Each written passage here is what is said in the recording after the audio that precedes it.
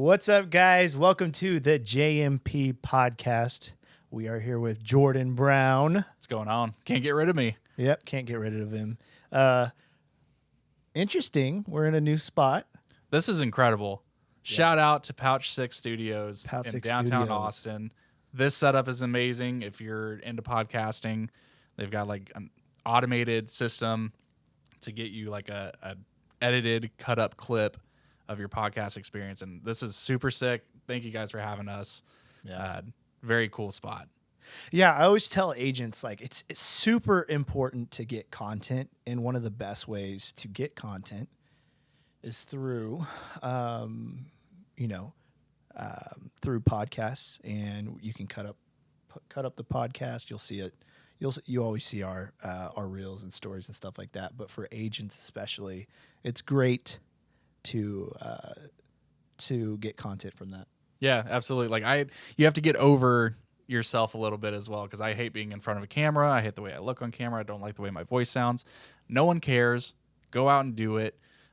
Put yourself out there. Show that you're the expert, and things will happen for you. Yeah. So how important is content to a real estate business? For me personally, crucial. I mean, I've had you don't always see like the immediate success from having videos put out there, and sometimes you're sitting there going, man, this video only got like 50 plays, right? Or TikTok didn't pick it up on the algorithm, and you might think that that's a failure.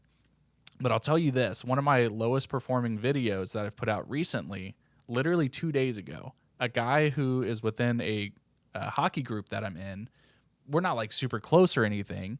We don't talk, we don't text, but we share this common group. He saw one of my videos and reached out to me 2 nights ago for a video I thought was massively underperforming, and we started a real estate conversation from there. So now that's a possibility that I thought wasn't going to be there, because Did you get his phone number? I have his phone number. Heck yes.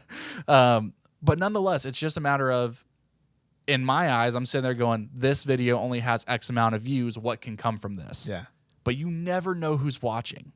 You never know. Mm-hmm. And that video that you think, oh, well, this is stupid, I shouldn't put this out, that might be the one that gets you a lead. 100%. Yeah.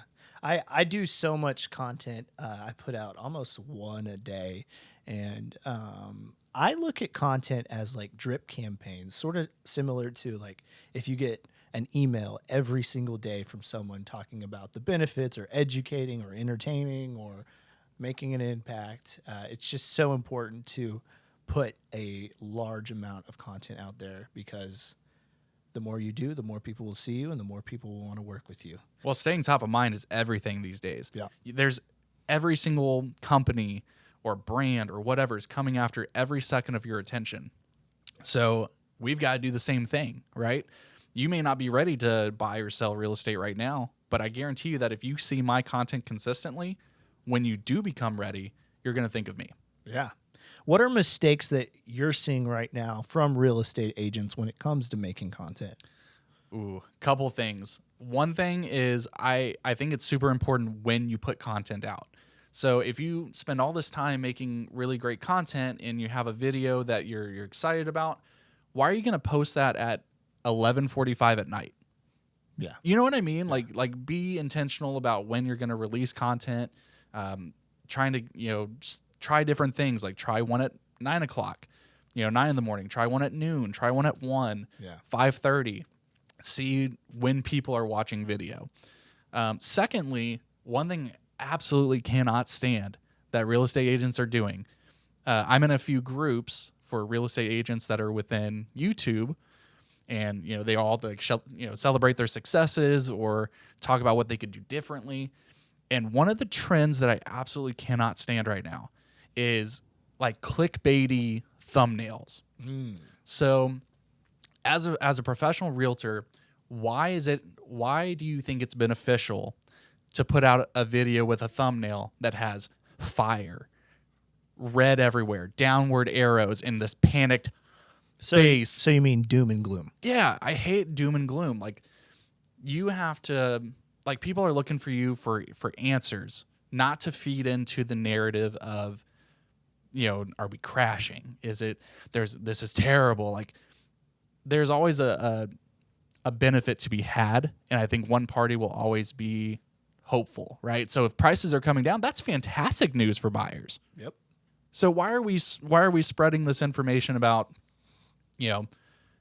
red arrows down, everything's on fire, we're in a market crash? Like it just seems very negative to me, and I think there's a much more positive way to spend that. Yeah, and one of my best mentors, he always said, energy is contagious, and when you're putting out negative energy, that's what you're going to attract. Well, who wants to work with that? Who wants to work with? So if you're going to attract negative energy, then you're going to attract negative clients, right? And that's definitely not what we want. Yeah. Because we're already stressed enough. Right.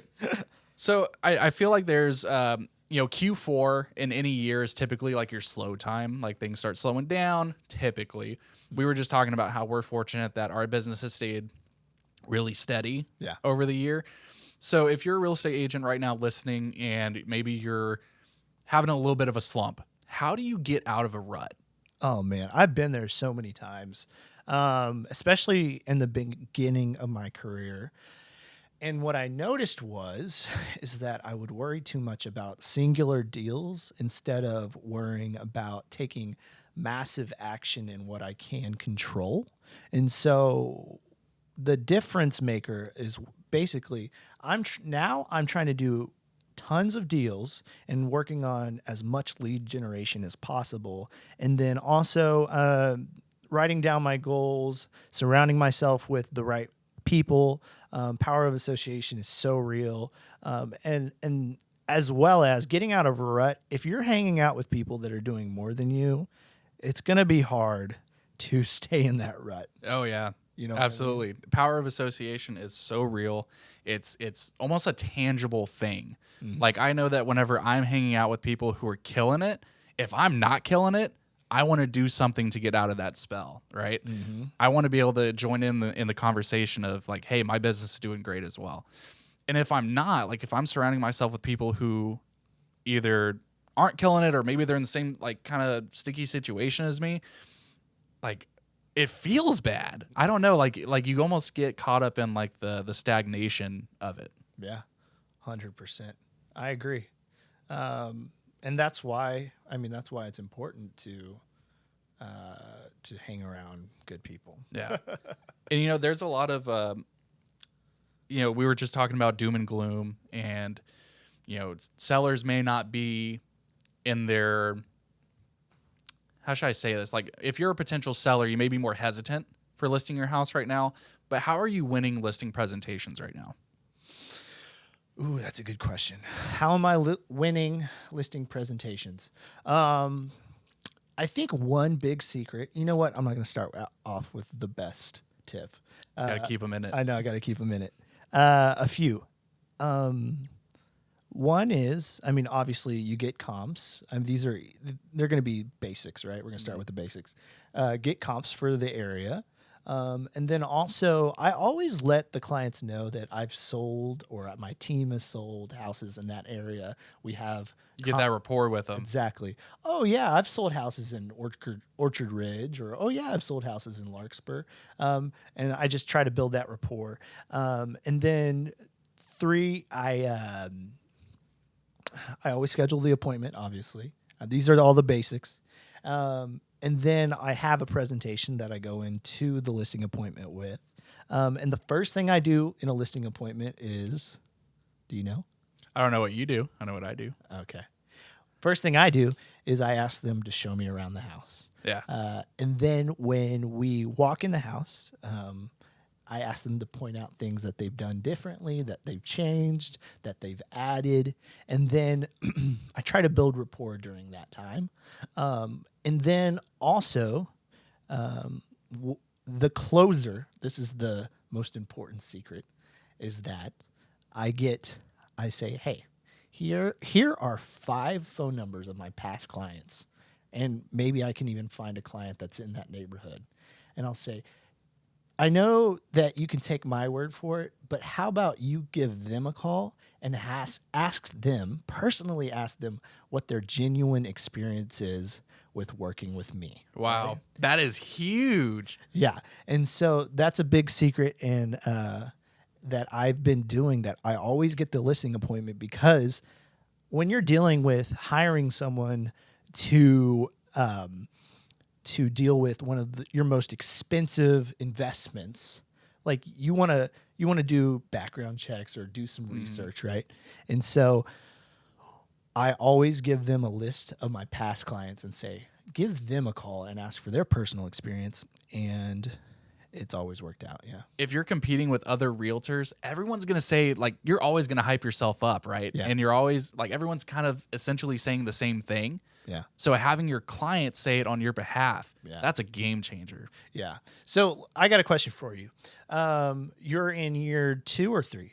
My 2 years was September. Nice. So is there a major difference in your confidence from year 1 to year 2? Oh, yeah. Yeah. I think it's just natural that year 1, you're trying things out, you're not seeing immediate results. And so you can either get down on yourself or like you just stay consistent with it. And the more transactions that I've dealt with, the more my confidence grows. And I think that is a compounding effect. Yeah. Because the more confident I become, the more business I attract. So, if I had never dealt with a listing appointment, well, now I have. Yep. And I got the nerves out of the way. I know what's going to be asked typically. And so that confidence comes through in my post, in my conversations, in my presentations. And again, it just compounds from there. Yeah. I love it. I've seen it personally in your life where, at the beginning you were like, I don't know if I can do this. I don't know. And then you've slowly gained more confidence. You've been through situations, you've figured out solutions. And you're a completely different person from when you first started in real estate. Well, part of that is, again, power of association. Yeah. I have people who have been in my place, who know where I'm at, who empathize with where I'm at, and can help be like, hey, man, it's going to be okay. Or like, you just got to power through it. Trust me, you're going to get there. Here's some things that I would maybe tweak in your business. And knowing that that's coming from a place of genuine care and from someone who's been there, it carries a lot more weight. Yeah. So what's your ultimate goal in real estate? Ooh. Well, my goal when I initially started getting into real estate was just to escape the corporate life, right? Like I wanted to be my own boss. I wanted to not hate the way I made money, the way that I survive. I wanted to enjoy the process of doing the work that I needed to do to afford things and survive. Now it's kind of changed a little bit. So now that I've seen that that's attainable and that I've gotten that, the goal, the finish line gets further. Now it's how big can I make this? Ooh, I like that. It's no longer just a place of how can I be comfortable? How can I provide for my family? Yeah. How can I provide for my friends and for those in my community and those around me? So I think for me, my ultimate goal is I want to get to a place of influence and giving. I want to be successful enough through real estate that's the vessel that allows me to be a more present person, a more impactful person within my family and community and my peers. Yeah. And the thing is that we have such an opportunity because in real estate, it's so much more than money. It's like we use money as a tool to provide a positive environment for our community, a positive environment for our family.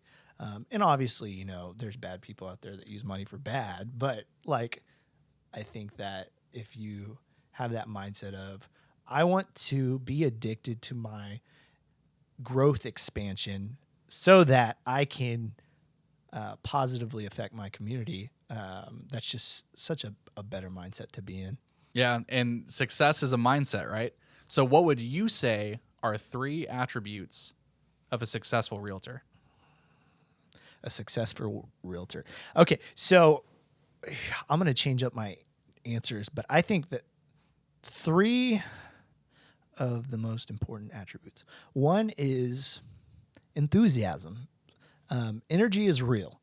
So clients need to feel that you are confident in yourself, because if you don't believe in yourself, they're not going to believe in you. Mm-hmm. Right? Especially with a huge transaction. Yeah, I agree. Number two, I would say to be more community minded, right? How can you positively affect your community? Just giving back, be more giving. I've noticed that I get more deals and more opportunities the more I give. And the thing is when I say that, don't give expecting in return, right? Because a lot of people do that. Mm-hmm. Oh, yeah, I'm going to do this so that I can get that, right? When in reality, if you just give as much as possible and expect nothing in return, more opportunities will come. Yeah. And then number three, I would say habits is one of the most important things in real estate. So your daily habits will affect your yearly income. Yeah. It's huge. What time you wake up? I know you write your goals down. Like there's something Every day I write down my goals. There's something to be said about waking up with your goals in mind and being intentional about the things that you're doing that day. 100%. So it's visualizing your goals and how am I going to get there? It forces you to be like, I see my goal. How am I going to get there today? What's the step I'm going to take to get there? Yep. So that's sick. Well, you've become, I've been fortunate enough as your friend to see the start of your real estate career, which I was John's first customer, first client. I sold my first house to this guy, and it took me 5 months to get my first deal. Which is it's crazy. And then now to see where you're at such a point in your life where I think you could term yourself successful. I think you've achieved a lot of things that when you started may not have, I know you dream big and you probably dreamed big since day one, but I think you've achieved what people would call success. With that in mind, how do you, now that you're busy and you've got all this stuff going on, you're a dad now and you weren't, when you started, how do you do the work-life balance? Like, what does that look like for you? That's a great question. Thank you for asking that. It's hard. It really is. It's so hard. Sometimes when I get home, turning off real estate is one of the hardest things to do. It's just such a heavy weight because I feel responsible for the success of my clients, right? And sometimes it does seep into, I'm not going to lie, sometimes it does seep into our relationship. But I try to turn the phone off as much as I can. It's super hard to turn my phone off. Because what if that one call comes in? Yeah, or what if my client is waiting for me to answer, right? Just because I value my communication, I value my intentions and care. And so just turning that phone off and trying to be intentional as possible with my time, with my wife, with my kiddo. And then remembering, like, everything I'm doing in real estate is for them. Yeah. Right? So I do need to separate it, Mm-hmm. Yeah. So I've got a question for you. Switch it up a little bit. Let's hear it. If there's one thing in real estate that you would like to change, what would that be? Just one, huh? All right, okay, you can tell me as many as you'd like. From a practical standpoint, I feel like the MLS, like I feel like we have the technology to make writing up an offer easier. You know what I mean? Like why 100%. Why every single time I have to manually type in all this information? It feels like there should be an option to be able to maybe take the MLS listing number, plug that into your, DocuSign or whatever transaction desk you're using, and have that populate certain fields for you. I saw a company do that recently. I think it's like Offerly or something. I think I've seen people be like, "Oh, like we're working on that." It'd be super interesting to see what that looks like once it's implemented. So that's from a practical standpoint, and I also feel like, and feel free to chime in here, I feel like the barrier to entry is so low for real estate.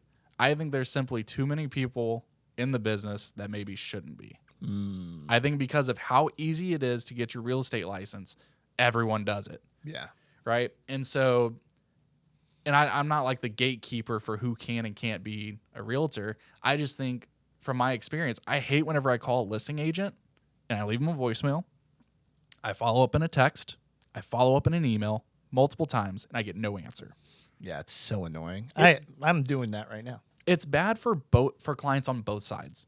Yeah. Like your client isn't getting served to the best that their realtor should do, and my client's suffering because I want this property or I want to lease this place for them, and I'm not getting any response. Yeah. So I don't know. I feel like there could be some kind of implementation of, I don't know, equal experience. Like if you've had 5 years of customer service or something like that. Like we're in too much of a people-based business to not have a focus on that.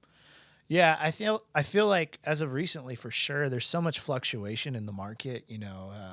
We get super busy, then interest rates rise and buyers don't want to buy, and I really do feel like that's going to flush out a lot of the part-time agents and the people that just got in. Because unfortunately, within the last couple of years, a lot of agents have just joined.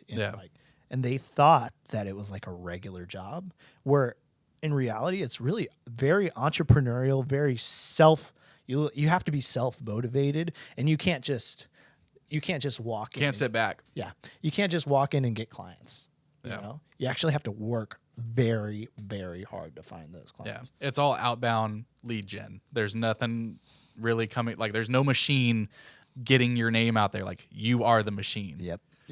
I feel like 90% of my business is marketing and advertising. Yeah. Yeah. When you think about it, like 10% is the actual active performing real estate actions. The other 90% is how am I going to get more leads? Yep.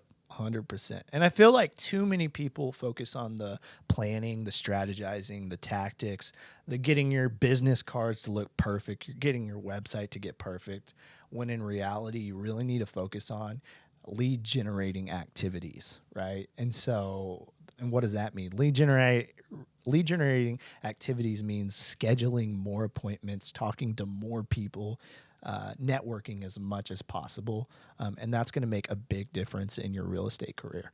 Yeah, and we had just talked about how this new market that we're in, right? So, what mistakes are you seeing listing agents make in this new market? I think they're still pricing their houses like it was 2021 and 2022 and not getting ahead of the curve, right? So if it's curving down, we want to price it below the curve, right? So that you're not having to lose even more money.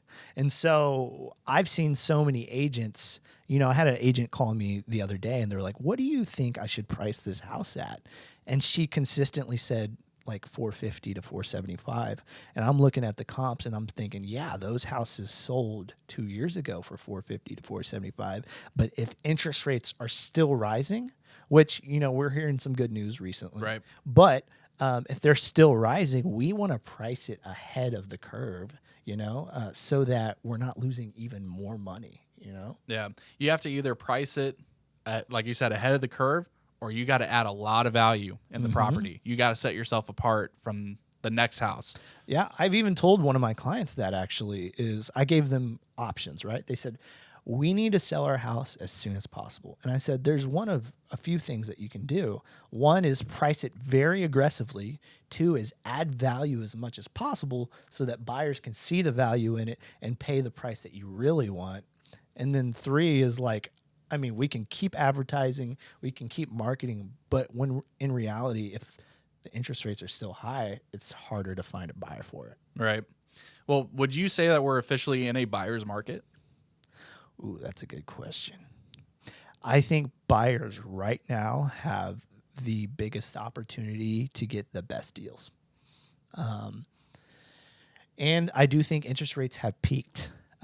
Just recently, we found out that inflation actually is better than what we thought it was. Right, lower than what was predicted. What was predicted. So that means that we are at almost, I don't know if precipice is the right word, but we're at a point where I think that interest rates will not continue to rise.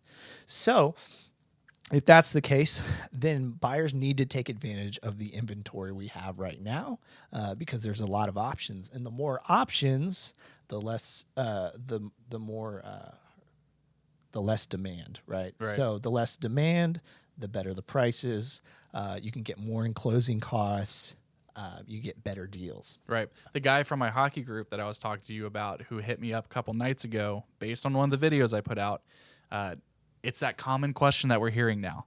Should I buy right now? Yeah. Are things going to keep dropping? Are interest rates going to get better? Man, if we had a crystal ball, we'd all be better for it, but we don't. And so all we really have to go off of is what's happening right now. 100%. And what's happening right now is if you're a buyer, it is the best time in the last, safe to say, 3 or 4 years to be a buyer. Yeah, I agree. And I'm very bullish on the Austin area. So if you're in the Austin area, especially, I think it's a really good time to buy. I've gotten clients $100,000 off of asking price, in addition to closing costs being paid for if they're financing the house. There's just so much opportunity that we didn't have 2 years ago when you were having to pay $100,000 over asking price just to be in the running. Yeah, Yeah. And asking for repairs, forget it. And now you can do that, right? And so yeah, It's kind of like a pick your battle. Do you want lower interest rates? Let's say a 3% interest rate where every single person you know is a buyer. Yeah. And all this competition is there. Or will you take the temporarily higher interest rate, because you can always refinance, Always. get the house now when there's more options and less competition? Yeah. It just makes sense. Less competition. I said a big word earlier, and it's precipice. And that makes me want to ask you a question. What is the most overused word in real estate? I absolutely hate the term, and I don't know why. Like, I can't really explain it, but it just irks me every single time I see someone say, I'm looking for a rock star realtor. I need a rock star agent in Denver, Colorado. Jordan, I just said that, actually. Did you really?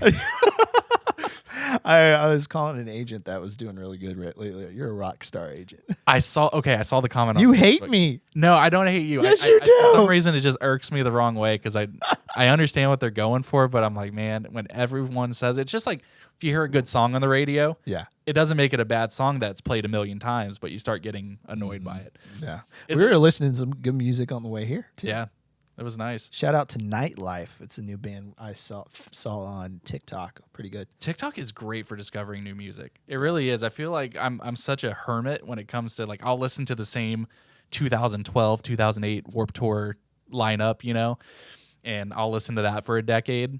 And so whenever I do find a new band or a new song or something, it almost seems like it's always on TikTok. Yeah. Which is probably the one thing it's good for, because it's basically stealing all of our privacy.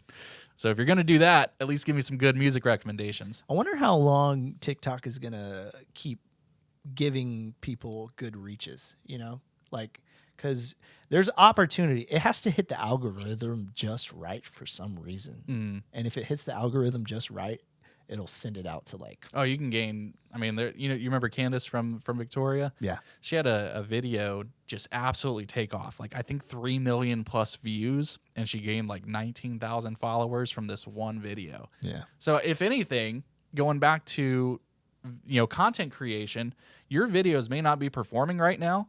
It just takes that one video. It takes the one video to go viral, to reach the right person, to hit the algorithm, whatever it is. You are one video away from that next deal.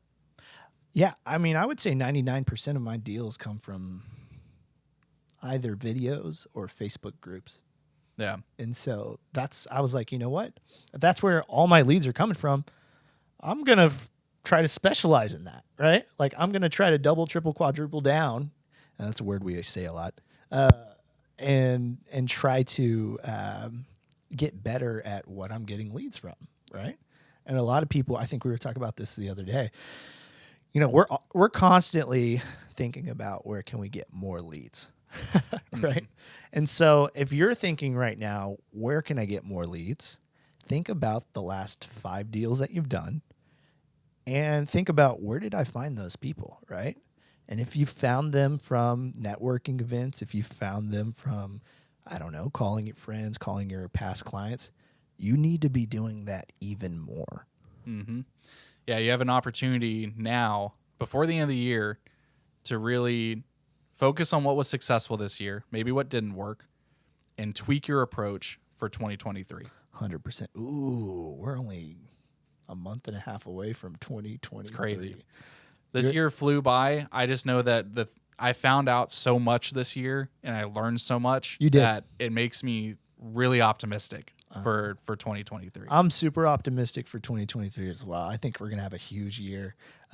Jordan and I are part of a real estate group called Impact Property Group, and we are just trying to make a massive positive impact on our community through serving in real estate, right? That's the mission. Yep, that's the mission. So, guys, thank you so much for watching. We're just trying to bring as much value as possible to real estate agents. We are not we're more collaborators than competitors when it comes to real estate. So if you have questions or need anything, like, we are open.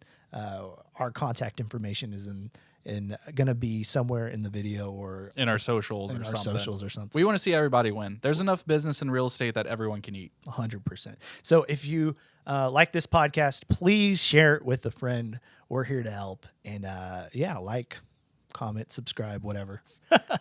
There we go. And we appreciate you watching. Thank you so much. See ya. Bye.